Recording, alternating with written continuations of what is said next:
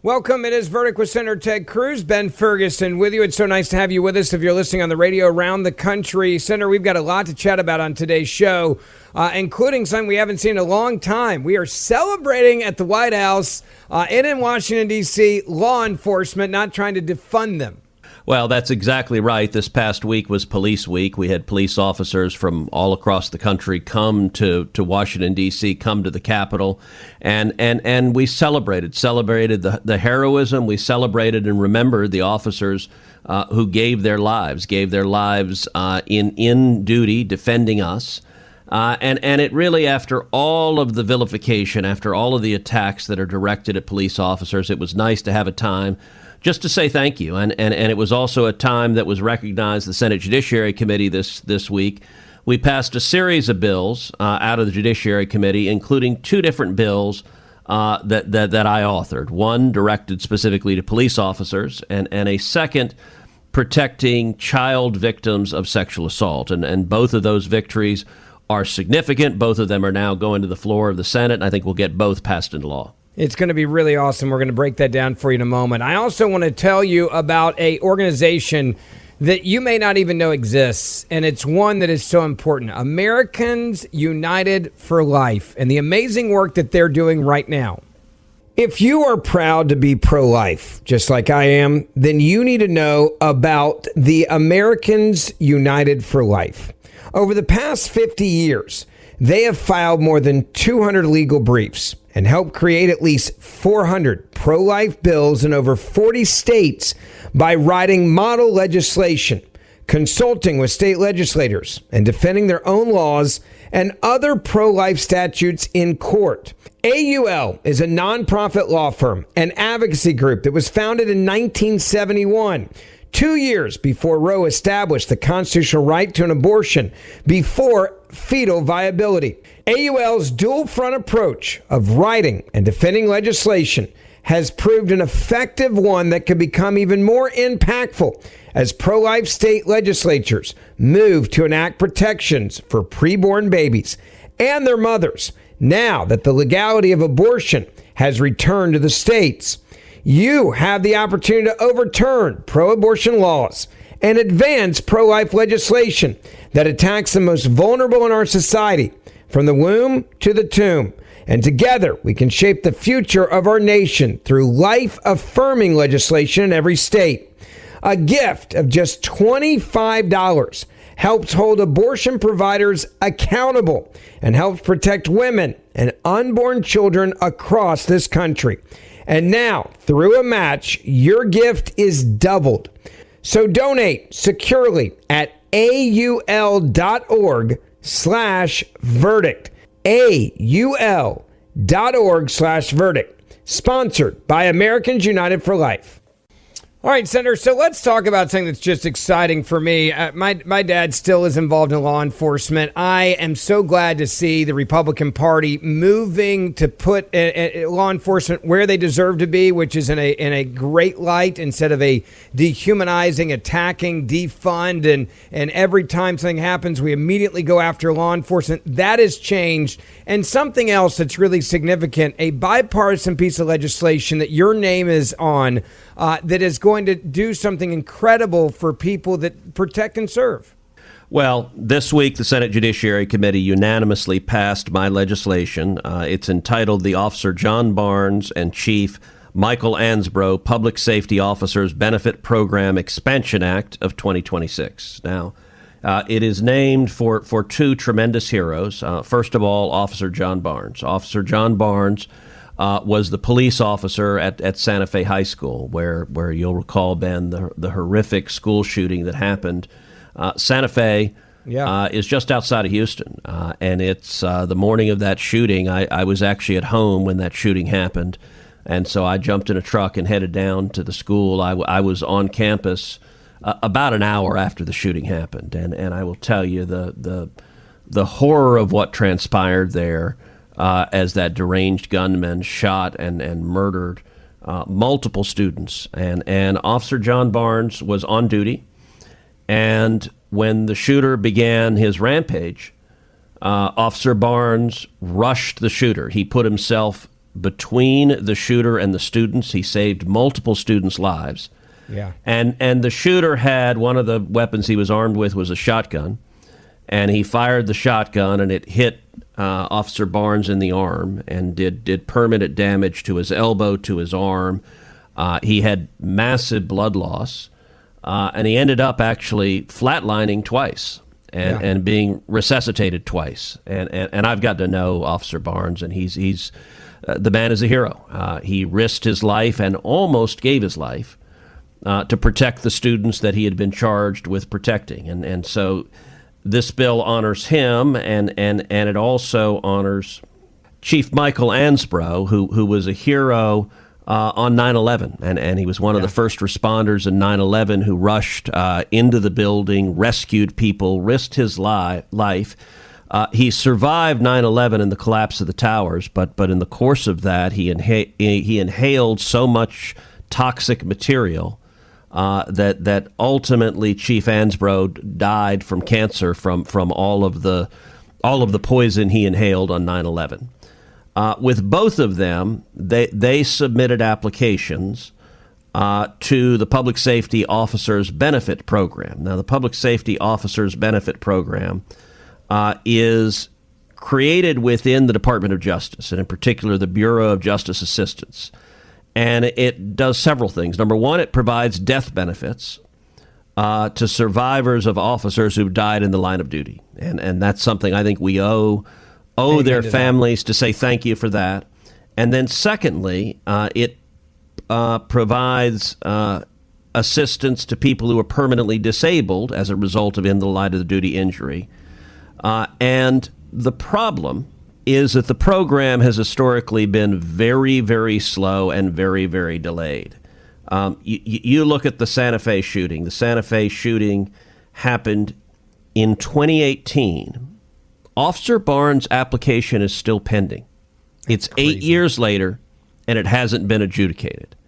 The same is true for the application for benefits for Chief Ansbro's family, is that it's delayed and it's still pending long after he passed away. And so what this bill that I did along with Kirsten Gillibrand is a Democrat from New York. She's a friend. She and I have actually done quite a bit together. And so this was originally the Officer John Barnes bill because he's a Texan and someone I know, and we teamed up, and she brought in Michael Ansbro to honor a 9/11 hero as well. And what this bill does is speed up the determination of benefits. And so it puts a shot clock of 270 days. It says the Department of Justice must make a determination within 270 days. You can't have it drag on for 8 years. And it also expedites the processing, and it also expands the coverage. So it extends partial eligibility to officers who are permanently but not totally disabled. So if you have a permanent disability, you qualify. It expands the number of officers families who qualify, and it speeds it up. We got this through the Senate Judiciary Committee. The next step is to move it on the floor of the Senate. Then we'll move it through the House, and I'm confident President Trump will sign it into law. Before we get to Trey's Law Center, I want to ask you a couple questions. I think when Americans see this type of bipartisan leadership, and you see that this is about benefits to those that have risked their lives or given the ultimate sacrifice of their life, and to see how many loopholes there are to jump through to clearly get the benefits the family needs. If you've ever sat with an officer, and I have, and it's a miserable moment, or let me rephrase that, a family of a fallen officer, in that miserable moment, even after all the people go back home and life gets back to normal, that is when the real turmoil, they say, sets in, because you're waiting for so many things that you've been promised to come through. And then you compare that, Senator, to the waste, fraud, and abuse that we're finding, where there's just billions here, another billion here, another million here, another 20 million here, another 30 million here, these daycare centers, hospice centers. It would make you go insane if you are a family that's just waiting on the benefit because your loved one gave their life to protect and serve. How frustrating is that for you when you see that this is how we treat our heroes, and yet the villains, these con artists, they can get their hands on billions and billions of dollars? Yeah, it's deeply frustrating. Listen, if an officer tragically loses his or her life in the line of duty, there's nothing we can do to bring them back. There's nothing we can do to bring that officer back to their loved ones. But we do owe honoring our commitments to them. We do owe being there for their family. Amen. The men and women in blue who put themselves on the line, like John Barnes, they literally stand in harm's way. They stand between someone who would harm or kill us and ourselves or our loved ones. And unfortunately, bureaucracy is one of the few constants in the world, and dealing with the federal government is frequently maddening and infuriating. That being said, the PSOB process, this benefit process, is notoriously slow. It is notoriously backlogged. And so this is a common sense bill just to speed up the process, to ensure that whether it's an officer who's lost his life, like Chief Ansbro, or whether it's an officer who is permanently disabled, like John Barnes, that we make the determinations quickly and we provide them the benefits they've been promised. Yeah, absolutely right. I want to move on to Trey's Law as well, and we've talked about this before on this show. But for people that are listening, many are listening on the radio around the country, this show, can you give us a recap of Trey's Law, how it became about, and now what's happening moving forward? Well, Trey's Law is named for a Texan, named for Trey Carlock. Trey Carlock grew up in Dallas, and as a kid, he went to a Christian summer camp. And at the summer camp, tragically, an adult man groomed him and then for years sexually abused him. And ultimately, that sexual abuse resulted in a lawsuit. That lawsuit was settled. And one of the terms of the settlement was that Trey Carlock signed a non-disclosure agreement where he committed to not disclose to anyone the details of his years of sexual abuse. Well, the abuse continued taking a toll on Trey, and tragically, he took his own life. And he was silenced. He shared with his therapist how frustrated he was about being silenced and not being able to speak the truth of his experience of the abuse that he suffered. Trey's Law has risen up in the wake of that. And Trey's Law is very simple. What it does is it prohibits enforcement of non-disclosure agreements concerning victims of child sexual assault, so that legally you cannot enforce a gag order that if a child is sexually assaulted, and I will say sexual assault of kids is an epidemic in this country. It happens far too often. And litigation and non-disclosure agreements are commonplace features that the people who are assaulting kids will put in place to silence the victims, and nobody should have a right to do that. Trey's Law was championed by Trey's sister, Elizabeth, and we had Elizabeth on this show. She talked about her brother. She talked about her effort. She went in Texas. The state legislature in Texas has already passed Trey's Law. The legislature in Alabama has passed Trey's Law. Missouri has passed Trey's Law. A number of different states have passed Trey's Law. And I introduced it in the U.S. Congress so that we could pass it nationally. And again, I joined with Kirsten Gillibrand. She and I did both of these bills together. And it is designed to ensure that any child victim has the right to speak out, and the court system will not be used as a tool of a second round of abuse. Because when you're silencing a child victim, that is once again abusive. And in Trey's case in particular, he described at great length to his therapist how he felt silenced and agonized that he wasn't able to speak about it. His sister Elizabeth told us on this podcast how much of what happened to her brother she didn't even find out about until after he was dead, till after he'd taken his own life, because of the gag order. He didn't share it with his sister. He didn't share it with his family. And so Trey's Law, we passed it unanimously through the Senate Judiciary Committee. We'll get it on the floor. We'll get it through the House. And once again, the president's going to sign this. All right, I got to tell you really something exciting. We got a new puppy at Christmas. I've talked about our new dog, Birdie, on the show, and Birdie is now taking rough greens. Why? Because it's a brand new puppy, right? Like, why do you need to give him rough greens? after we saw what happened with our older dog, Memphis, we realized, why wait until the dog's older? Why not give Rough Greens right now to little Birdie? And we know what it does. It supports long-term health by providing live bioavailable nutrients, including essential vitamins, minerals, probiotics, digestive enzymes, and omega oils. Now, the ingredients, they work together to improve nutrition absorption.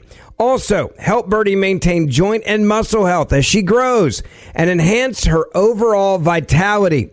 Now, we care about Birdie's longevity. We've already lost 2 dogs, unfortunately, when they got older. And this is a way we can do everything we can to keep Birdie around as long as possible. Now, there are deficiencies found in processed dog food, but Rough Greens, it supplements your dog or your puppy's diet with natural antioxidants and anti-inflammatory compounds that help reduce oxidative stress, support immune defense as well, and slow age-related decline. That's what we love the most. Now, it's easy. You're not buying new food. You just sprinkle it on the current food that your dog eats, and bam, they love it. So whether you've got a puppy or an older dog, you need to check out and try Rough Greens. You will see a difference. Now, you don't have to change your dog's food. You just add Rough Greens. And I'm going to offer you a free Jumpstart trial bag. You just cover shipping. Use the discount code VERDICT to claim your free Jumpstart trial bag at roughgreens.com. That's RUFF. Greens with an S.com. Promo code VERDICT. So don't change your dog's food. Just add Rough Greens and watch the health benefits come alive. All right, Senator, I want to talk about the president's big trip to China. And specifically, you had some notes, some requests, some advocacy for some Americans that are being held. And this was a really big moment that people should be talking about. Yeah, so this was a meaningful legislative week. We've already talked about the 2 victories we had in the Senate Judiciary Committee, passing two bills I authored. We had a third victory on the Senate floor, which is the entire Senate passed a resolution that I authored along with Dick Durbin, Democrat from Illinois, concerning the president's China trip, and in particular urging the president to prioritize the release of political prisoners, the release of people who are wrongfully imprisoned in China. Including Jimmy Lai, who's the great democracy activist in Hong Kong. I met Jimmy Lai when I traveled to Hong Kong. I met with him. His health is failing. He is being imprisoned because the Chinese Communist government views him as a threat to their communist oppression. And then also focusing on the Christian pastors, including Pastor Ezra Zinn, who have been targeted, who have been arrested. China has been cracking down on Christian pastors. And so Dick Durbin and I together introduced this resolution. We took it to the Senate floor, and this week it passed 100-0. So the entire Senate, with a bipartisan voice, urged the president prioritize the releasing of these political prisoners. It matters. How much political, I think, pressure in a positive way does that create for the conversation that happened? Because when you meet with an adversary like China, and if you've ever been around these meetings, I was around a couple of them in the Bush second term. A lot of it is very much scripted. You have State Department that gets with their equivalent of the State Department. They decide what will and will not be talked about at the table in these meetings. But when you have 100-0 vote, you have Dick Durbin, you have you. And is that giving the ammo extra to the president, saying, hey, you've got all of the United States Congress behind you? It gives you a reason, even if you need to, in essence, to break protocol on what's been agreed to in the meetings and say, hey, this just happened and we got to talk about it. Yeah, no, that's exactly right. And this is something, when I put this resolution on the floor, I'm working in coordination with the White House, with the administration. And the president had already indicated an openness to raising these political prisoners. And what this does is give him additional ammunition. It lets him say to Xi, look, the Senate 100-0. We may have political disagreements in our country on other topics, but not on this. Every single senator, from the most conservative to the most liberal, they're all on the same page. And I'll use an example that's actually a very similar circumstance, which is Mark Swedan. So Mark Swedan is a Texan who was wrongfully imprisoned in China for over 10 years. He was thrown in prison. His health failed badly, and I led the fight in the Senate for years to free Mark Swidan, including sitting down with the Chinese ambassador in a one-on-one, leaning in very hard, urging China to release him, that civilized countries don't keep political prisoners. Joe Biden was president during much of this time, and so I repeatedly pressured President Biden and the State Department to raise Mark Swidan. Mark Swidan's mom lives in Texas. I talked to her multiple times, and I did the same thing. I introduced a resolution calling for the release of Mark Swidan, and it passed the Senate just like this one did, 100-0. That gives real force, and it ended up Joe Biden followed through and pressed it. The State Department followed through, and finally the pressure was enough that China released Mark Swidan. So he is no longer in a Chinese prison. He has been released. He came back. In fact, he came to my office. I had the opportunity to meet him and embrace him, and this is someone who for years I was speaking his name and demanding his release. And it's, often when you're dealing with a government like the Chinese Communist government, it's a question of ratcheting up pressure. And any one step typically is not enough, but the more pressure you put on, the more leverage you put on, the more likely they are to comply. So, here's what the resolution said. Expressing the sense of the Senate that the president should prioritize securing the release of Pastor Jin Mingri, Pastor Guo Guanfu, and his wife Pang Ju, Jimmy Lai, Dr. Gulshan Abbas, and Ekpurasat, detained by the People's Republic of China during future engagements with Chinese President Xi Jinping. Whereas the government of the People's Republic of China has arrested Chinese, American, and British citizens for the peaceful expression of free speech or religion, or such acts by family members.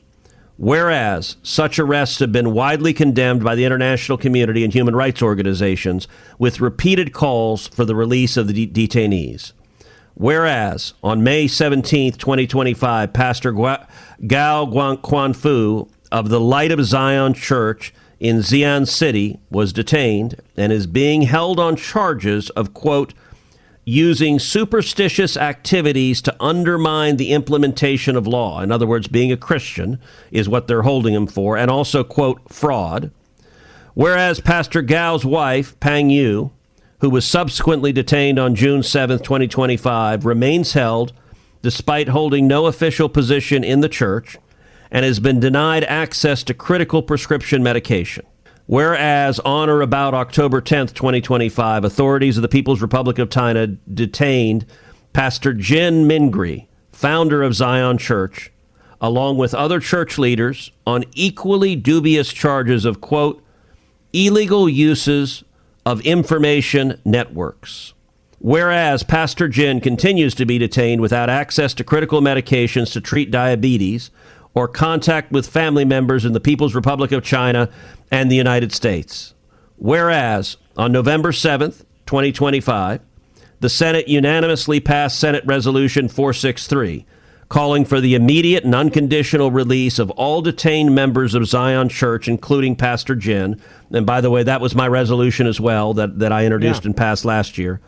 And for the government of the People's Republic of China to end harassment and intimidations of the relatives of Zion Church members and their relatives.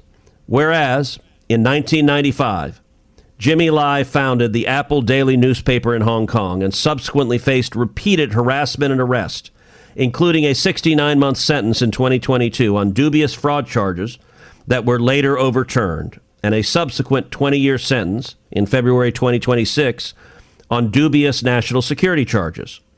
Whereas in December 2025, President Donald Trump said he had asked Chinese President Xi Jinping to consider releasing Jimmy Lai. Whereas on December 4th, 2025, House Resolution 930 was introduced commemorating Jimmy Lai and calling on authorities of the People's Republic of China to immediately and unconditionally release Jimmy Lai and all other Hong Kong pro-democracy advocates in prisons. And it goes on. There are a whole series more of whereas provisions.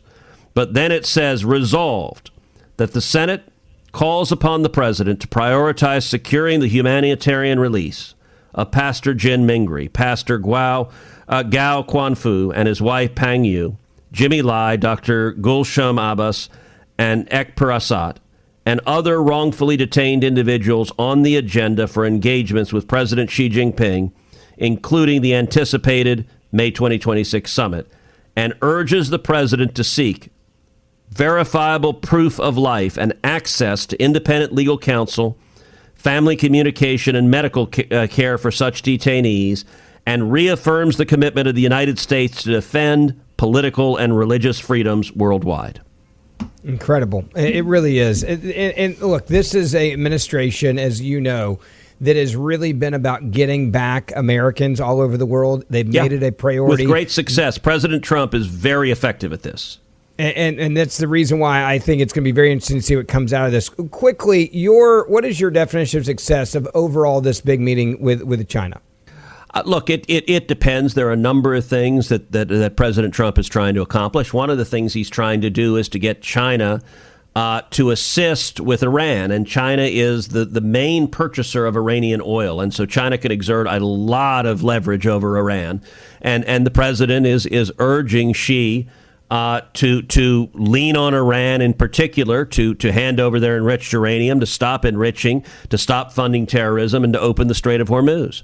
Secondly, I think the president is also working to open the Chinese market. So, for example, it's been reported now that China agreed to buy 200 Boeing planes. That's a big deal. The president is fighting for farmers and ranchers to get our crops and our livestock into China. And he's fighting for U.S. manufacturers. And so he's fighting for American jobs in China. He's fighting for American national security in China. And he's also fighting for China to do the right thing and release these wrongfully detained political prisoners. All right, Senator, this is a very interesting story. It deals with the New York Times, not something you say every day, being sued by a foreign country and a lawsuit that I think many are going to be very excited when they hear exactly who's suing the New York Times and what it's all about. Well, let's start with the proposition that the New York Times is a garbage newspaper, that they are not, in fact. You need a second for that? I second that. Amen. Look, they are not journalists. They are not objectively reporting on facts. They are not trying to tell the truth.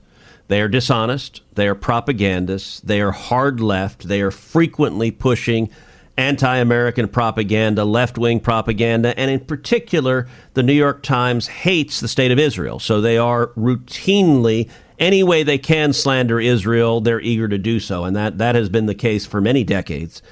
That being said, that they reached a new low with a column by Nicholas Kristof that was truly repulsive. And let me read to you how National Review reported on this issue. The Israeli government is suing the New York Times over columnist Nicholas Kristof's thinly sourced report accusing Israeli soldiers and prison guards of using rape and other forms of sexual violence against Palestinian prisoners as part of an organized state policy. Kristof's column, which goes so far as to accuse Israeli soldiers of using trained dogs to rape Palestinian prisoners, cites a number of obviously conflicted organizations and individuals whose accounts are not backed by documentation or supporting eyewitnesses' accounts. Now, understand this for a minute. Kristof wrote that the Israeli government uses dogs to rape Palestinian prisoners, men, that they let's just start with a fairly obvious proposition. Dogs don't rape people. Like, that's not something dogs do. That's not, like even in the world of anti-Semitic Israel hate, making up stories that they've trained dogs to rape human beings, there is zero evidence of that. That is not something. And by the way, Kristof had no evidence of it. He just cites, well, here, I'll read a little more. Quote, following the publication by Nicholas Kristof of the New York Times of one of the most hideous and distorted lies ever published against the state of Israel in the modern press, which also received the backing of the newspaper, Prime Minister Benjamin Netanyahu and Foreign Minister Gideon Saar have instructed the initiation of a defamation lawsuit against the New York Times. So Israel is suing the New York Times for defamation. The column cites 14 individuals who claim to have been raped or otherwise sexually assaulted by Israeli settlers or members of the security forces, only a few of whom agreed to be named. Of the named sources, several have changed their accounts over time, and at least one has a history of promoting Hamas terror. The column also relies heavily on claims made by human rights watchdogs such as Euromed Human Rights Monitor, a group with close ties to Hamas and a history of gross and unsubstantiated claims against Israel. The Bingo. Times is standing by Christoph, saying in a Wednesday evening statement that the column is based on, quote, on-the-record accounts and cites several analyses.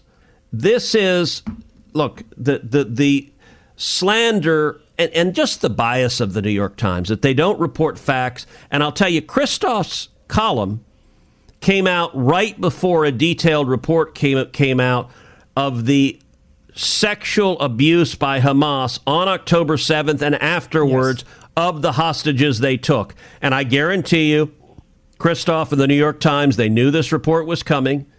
And so this is exactly out of the Saul Alinsky playbook. This is exactly how leftists operate. What it is, what they are doing, they accuse others of doing. In this instance, Hamas used rape at a massive level. Now, mind you, no one's accused. It was pre-planned and well organized, to be clear. It was part of the attack. And so people understand this, the reporting that was coming out, which is why, of course, the New York Times would publish what they just published. The report was very clear that they had pre-planned and orchestrated to use rape and sexual assault during and after the attacks on October 7th on the people that were going to be taken hostage. Like, this wasn't organic. It was purposely planned to take place. And that's part of the reporting. And so, like you mentioned a moment ago, we will accuse the other side of doing literally what we did. And what they did, the terrorists did, that went in there and took people, is they said, we're going to rape them, we're going to kill some of them, we're going to rape others, and we're going to keep raping them, and we're going to hold them hostage and keep sexually assaulting them. That was all part of their terrorist plan. Yeah, and to give you a sense, you may say, well, look, Christoph, he's a columnist in the New York Times. Surely he's objective. Surely he's not biased. And that would, of course, be wrong, and stop calling me Shirley. Let me give you an amazing fact about Nicholas Kristof. Okay, this is from a story in the Free Beacon. Headline, Times columnist Christoph's father fought on Nazi side in World War II. Yep. Hamas prison rape dog propagandist dad also defended Vichy war criminal, then committed suicide after decades of nightmares. Now, New York Times columnist Nicholas Kristof, whose article accusing Israel of using dogs and carrots to rape Palestinian prisoners, is being denounced by the Israeli foreign minister as a Hamas propaganda fabricated in a baseless blood libel, had a father who served on the Nazi side during World War II. In Kristof's 2024 memoir, Chasing Hope, he writes, when I was growing up and other kids talked about their dads heroically battling the Nazis, I kept quiet. I didn't want to admit that my father had actually fought for a year on the same side of the Nazis. Kristof's father also wrote a letter to the editor of the Times in 1989 defending Paul Touvier, the intelligence chief of a pro-Nazi militia in Vichy, France, who was convicted of killing 7 Jewish hostages. Now, look, I got to say, I guess the apple doesn't fall far from the tree, but it is still a little amazing to have someone who fought alongside the Nazis have his son now spreading Hamas propaganda attacking Israel. And I guess the question you would ask is there anyone responsible at the New York Times? Is there any editor? The fact that you have the state of Israel suing them for defamation. So one of the things Israel's going to get in this litigation is they're going to get the emails and discussions of, hey, is there any fact checking? Is there any basis for these extraordinary and ridiculous and absurd claims?